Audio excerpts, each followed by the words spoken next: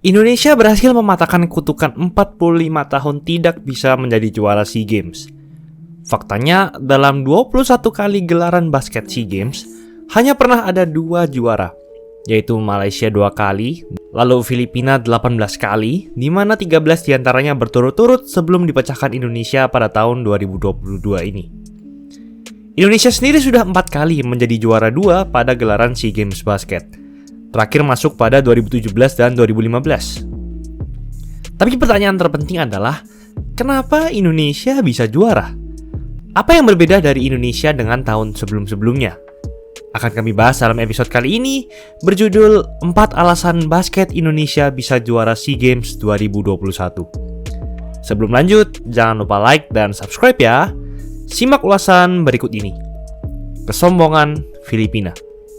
Seperti yang sudah gue katakan, dalam sejarah SEA Games, Filipina sudah juara 18 kali dari total 21 kali cabur basket dipertandingkan, dan 13 diantaranya menjadi juara berturut-turut sebelum dipecahkan Indonesia.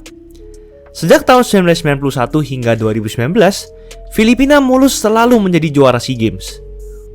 Tentu hal ini bisa mereka lakukan karena basket adalah olahraga utama mereka, dan basket Filipina berada di peringkat 33 di dunia dan nomor 6 di Asia.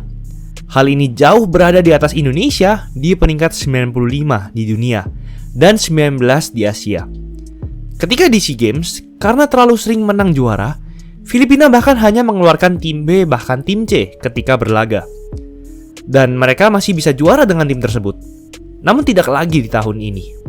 Sebelum Filipina dan Indonesia bertemu di final, Filipina memang membantai musuh-musuhnya dengan skor yang sangat jauh. 5 game sebelum final, Filipina selalu menang dari lawan-lawannya dengan rataan margin hampir 39 poin. Wow! Bandingkan saja dengan Indonesia.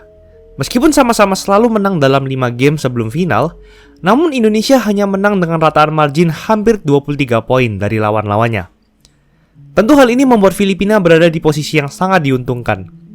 Terlebih di atas kertas, tentu Filipina lebih hebat dari Indonesia dengan line up pemain-pemainnya yang tidak main-main. Sebut saja Matthew Wright, pemain yang pernah juara sekaligus MVP Liga ABL, menjadi PBA All-Star dan All-Star MVP. Lalu ada Junmar Fajardo, senter raksasa legenda Filipina, yang merupakan salah satu pemain terhebat dalam sejarah Filipina. Ada Raffena bersaudara, Troy Rosario, Roger Pogoy, nama-nama terkenal yang sudah biasa membela Filipina. Dan juga persiapan dari Filipina yang sangat kurang. Tim Filipina hanya berlatih bersama selama 3 minggu saja. Roster yang diturunkan Filipina pun justru malah melempem di SEA Games kali ini, terutama dari bangku cadangan. Mental dan skill pemain Indonesia. Di SEA Games kali ini, mental dan skill seluruh pemain Indonesia memang berada di level yang berbeda. Mungkin ini adalah timnas terbaik sepanjang sejarah. Dari sisi mental, tentu Indonesia selalu ingin balas dendam. Justru keadaan yang selalu kalah dari Filipina lah yang membuat Indonesia tidak mendapatkan pressure dari semua orang ketika bermain. Karena kalau kalah, ya wajar karena lawan Filipina. Hal inilah yang membuat Indonesia bisa bermain lepas dan santai, dan tidak kecolongan lagi seperti laga-laga sebelumnya.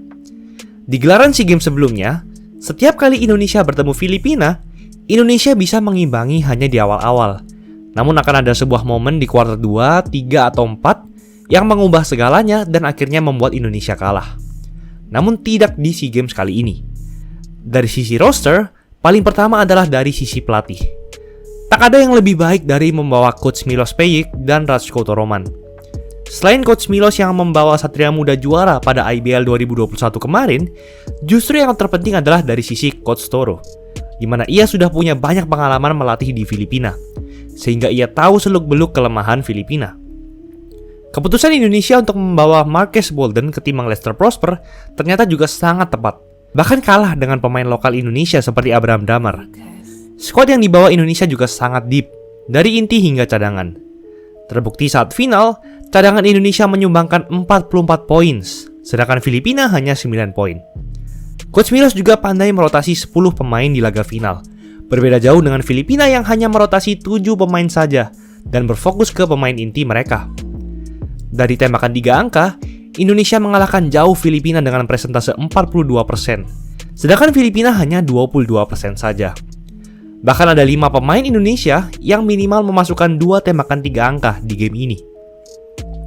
Marques Bolden. 4 game pertama, Indonesia memang bermain tanpa Bolden.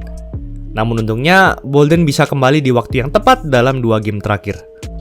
Mungkin Bolden selalu terkenal dengan gaya bermain defense dan reboundingnya ketika berlaga di Amerika, bukan dalam hal scoring. Namun justru center seperti inilah yang dibutuhkan Indonesia. Indonesia sudah banyak memiliki pemain yang hebat dalam hal scoring, seperti Abraham Damar, Prastawa, dan Derrick Michael. Dan hal ini menjadikan Marques sebagai potongan terakhir yang dibutuhkan Indonesia. Bolden juga punya postur tubuh yang lebih besar daripada pemain naturalisasi Indonesia sebelum-sebelumnya. Kalau dalam hal tinggi, ia kurang lebih sama dengan Lester Prosper. Namun gaya permainan dan mentalnya lah yang jauh berbeda dari yang lainnya. Tentu pengalamannya bermain di NBA, NBA G League, dan NBA Summer League yang membuatnya berbeda. Saat di final pun, ia membenamkan 18 points dan 10 rebounds, dan melakukan defense yang baik melawan center andalan Filipina Junmar Fajardo. Hal inilah yang membuat Fajardo dalam tanda kutip mati di pertandingan ini, karena Bolden punya size yang lebih besar darinya. Dan untungnya, ia berhasil memasukkan 2 free throw krusial di detik-detik terakhir. Hal ini menunjukkan bahwa mental Bolden jauh lebih berbeda. Tak jarang di detik-detik akhir ini, pemain justru choke. Bahkan selevel Paul George pun bisa ciut di detik-detik akhir. Dan dengan kehebatannya ini, ia dinobatkan sebagai Finals MVP SEA Games 2021. Derrick Michael. Selain Brandon Jawato dan Marques Bolden yang namanya sudah terkenal di kancah internasional, Indonesia punya bocah hebat yang satu ini. Di usia 19 tahun, ia bisa menjadi pencetak poin utama bagi Indonesia. Yang lebih impresif, Derrick bisa melakukannya dengan sangat efisien. Bahkan tidak banyak orang yang mengira bahwa Derrick bisa sehebat ini di SEA Games. Kita ingat bahwa ia sempat struggling saat di awal bermain membela NBA Global Academy.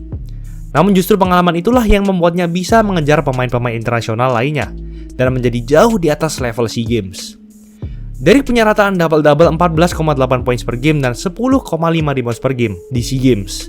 Satu-satunya pemain yang mencatatkan rataan double-double di Indonesia. Dengan angka itu, ia dinobatkan sebagai MVP SEA Games 2021 di usia 19 tahun. Dia bersama Bolden membentuk Twin Tower yang bisa meredam pemain-pemain Filipina di area paint. Derrick juga tumbuh menjadi pemain stretch 4 atau stretch 5 di timnas ini. Pemain posisi power forward atau center yang bisa menembak 3 angka. Dan hal itulah yang sangat dibutuhkan di Indonesia, terutama dalam dunia basket yang sudah bergeser ke era modern. Kalau kita kalah size, maka solusinya adalah tembakan 3 angka. Dan Indonesia sudah melakukan langkah yang sangat baik, di mana membawa semua pemain yang bisa menembak 3 angka. Derrick bisa menembak 3 angka dari mana saja. Di samping scoring, kemampuan reboundnya lah yang benar-benar tidak masuk akal. Meskipun dengan postur yang terbilang kurus, ia masih bisa battle dengan Junmar Fajardo yang punya postur tubuh yang jauh lebih besar daripada Derrick. Hal ini justru membuat Junmar Fajardo semakin malu. Ia seharusnya bisa menjadi pelindung utama Filipina di daerah paint, di mana ia 5 kali masuk dalam PBA All Defensive Team dan 1 kali menjadi PBA Defensive Player of the Year. Namun di laga ini, justru ia dimakan habis oleh bocah 19 tahun dalam hal rebounding. Itulah alasan kenapa Indonesia bisa juara pada SEA Games kemarin. Dan hal ini bukanlah akhir, namun justru adalah awal. Dan Filipina sebagai pihak yang kalah, pastinya tidak akan main-main lagi dalam SEA Games. Karena mereka sudah tidak bisa secara gampang lagi mendapatkan juara.